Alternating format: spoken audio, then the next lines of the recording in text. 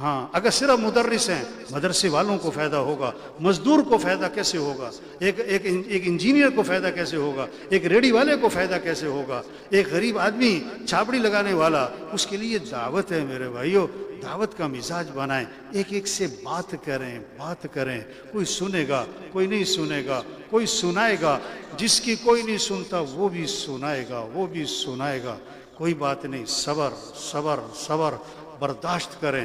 ہود علیہ السلام کو قوم نے کہا تم بے وقوف ہو، ہائے ہائے ہائے نبی، اور کیا کہہ دیا؟ تم بے وقوف ہو۔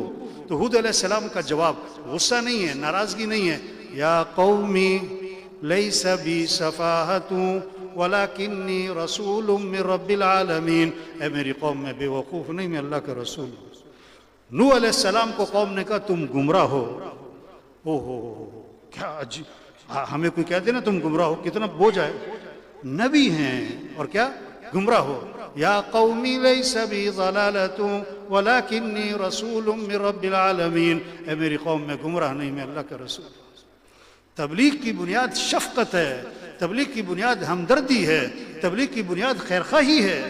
مولا صاحب فرماتے ہیں ارحموا من فی الارض یرحمکم من فی السماء، حدیث میں آتا ہے تم زمین والوں پہ رحم کرو، آسمان والا تمہارے پہ رحم کرے گا۔ فرمایا کہ آج ہمیں بھوکے کو دیکھ کے ترس آتا ہے، پیاسے کو دیکھ کے ترس آتا ہے، بے دین آدمی کو دیکھ کے ترس نہیں آتا، بے نمازی کو دیکھ کے ترس نہیں آتا، سود پہ کام کر رہا ہے ترس نہیں آتا، بازار میں جھوٹ بولتا ہے ترس نہیں آتا، اس کے دفتر میں رشوت ہے ہمیں ترس نہیں آتا، جس کی دنیا کا نقصان اس پہ ترس آتا ہے، جس کی آخرت کا نقصان چور نے چوری کی، چور کا بھی نقصان، جس کی چوری اس کا بھی نقصان، بڑا نقصان کس کا ہوا؟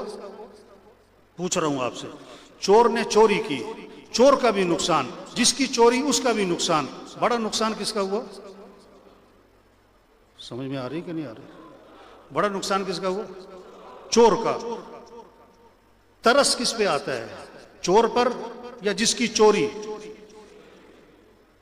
زبان سے کہہ رہے ہیں بڑا نقصان کس کا ہے؟ چور کا۔ اور ترس کس پہ آ رہا ہے؟ ہاں